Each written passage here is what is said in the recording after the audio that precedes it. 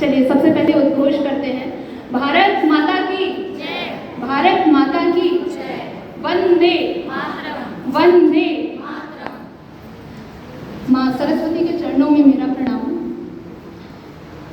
वंदनीय मंच, आदरणीय शिखा मैम, जिन्हें हम लोगों ने पंडित मोतीलाल नेहरू लॉ कॉलेज में सेमिनार में कई बार सुनने का हम लोगों को अवसर मिला है।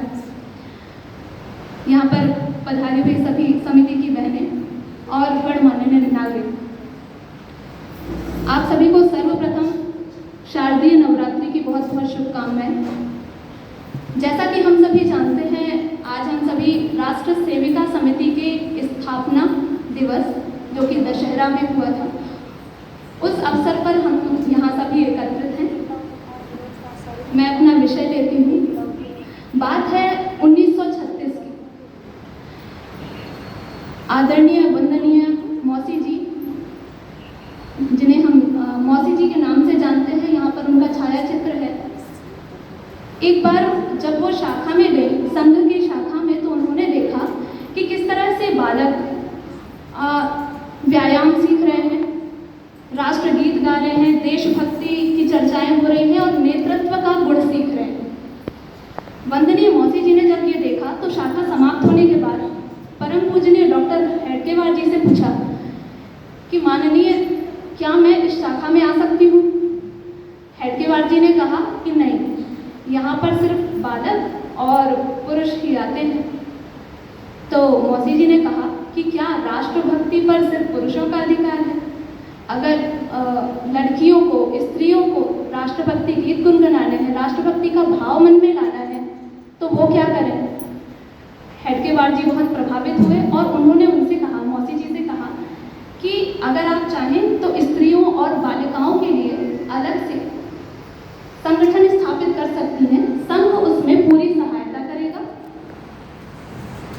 और फलस्वरूप विजयादशमी का दिन सन 1936 राष्ट्र सेविका समिति की स्थापना होती है, जो अनवरत अभी तक बहुत अच्छे से चली आ रही है।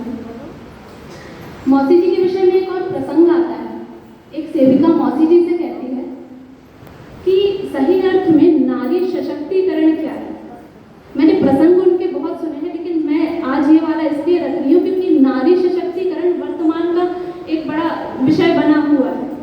तो मौसी जी ने बहुत ही सुंदर उत्तर दिया। उन्होंने कहा, स्वशासन, स्वसम्मान और आत्मसम्मान और परिवार एवं समाज के प्रति सेवा का भाव ही सही अर्थ में नारी सशक्तिकरण है। कितने सुंदर भावों को लेकर के उन्होंने राष्ट्र सेविका समिति की स्थापना की। देखिए, कोई भी संगठन हो, वो किसी ना किसी उद्देश्य को लेकर चल रहा है। एक प्रश्न है कि समिति कार्य क्यों? तो इसका उत्तर यहीं से आता है कि हम किस आदर्श को मान रहे हैं, हमारे उद्देश्य क्या है। तो उद्देश्य वही है कि व्यक्ति को, स्त्रियों को, महिलाओं को या लड़कियों को किस तरह से उनके अंदर नेतृत्व की भावना उत्पन्न करना, व्यवहारिकता लाना और उनके अंदर कैसे स्वशासन, समय का पाबंद होना और ऐसे बहुत सारे आयाम को लेकर के राष्ट्र सेविका समिति चल रही है। राष्ट्र सेविका समिति 3 महानारियों को अपना आदर्श मानती है, जिनमें से है प्रथम जीजाबाई, जो मातृत्व के लिए जानी जाती हैं, रानी लक्ष्मीबाई, जो नेतृत्व के लिए जानी जाती हैं, और अहिल्याबाई, जो करितत्व के लिए जानी जाती हैं। देखिए, मैं मानती हूँ कि हमारे सबके जीवन में कोई ना कोई प्रेरणा स्रोत जरूर है और प्रेरणा स्रोत का बड़ा महत्व है। हम जिसे अपना प्रेरणा, जिसको मानते हैं, अपने आप हमारे अंदर वो भाव जागृत होने लगते हैं। तो मैं मानती हूँ बहुत सतर्कता से अपने प्रेरणा स्रोत का चयन करना चाहिए और इसीलिए समिति ने इन नारियों को अपना प्रेरणा स्रोत रखा है। वंदनीय मौसी जी जो प्रेरणा स्रोत है, जब हम इन्हें अपना आदर्श मानते हैं तो अपने आप वही भाव आने लगते हैं। वंदनीय मौसी जी अभी हमारे बीच में नहीं, या फिर बहुत सारी ऐसी नारियां हुई जो बीच में अभी नहीं है, जिनके हम सिर्फ प्रसंग सुन सकते हैं, लेकिन हमारे बीच में जो मैं समिति के नाम पर बहुत पहले से ताई जी को जान रही हूँ, तो मैं बस इतना कह सकती हूँ कि जैसे ताई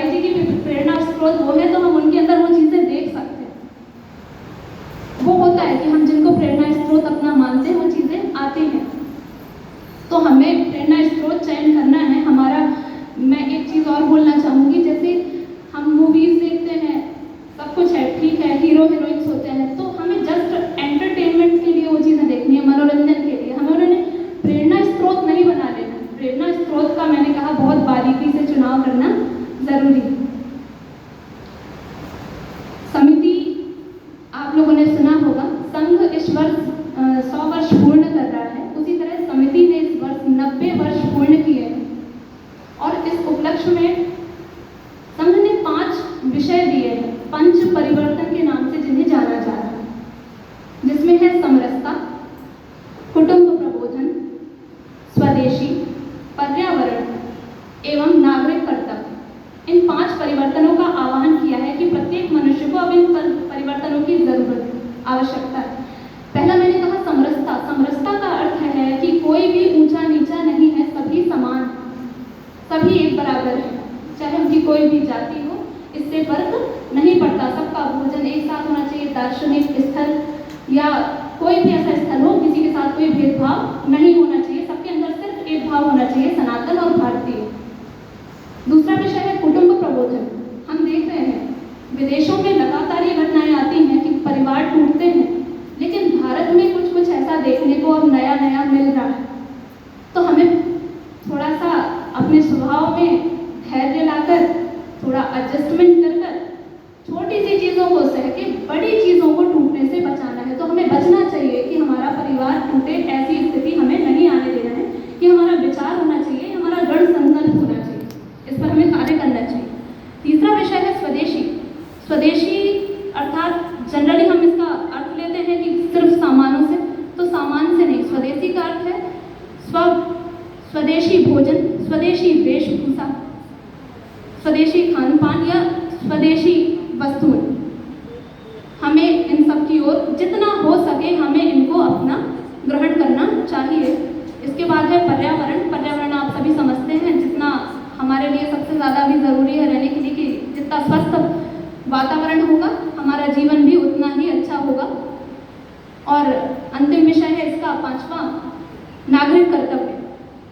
नागरिक कर्तव्य मैं मानती हूँ बहुत महत्वपूर्ण है। देखिए, हम बॉर्डर पर जाकर देश सेवा तो नहीं कर सकते, हम यहाँ रहकर क्या कर सकते हैं, इसका हमें प्रयत्न करना चाहिए। हमारे संविधान में भी बताया गया है कि देश चिन्ह, राष्ट्रीय गीत, राष्ट्रीय ध्वज, राष्ट्रीय गान, इन सब का हमें सम्मान करना, राष्ट्रीय संपत्ति का सम्मान करना।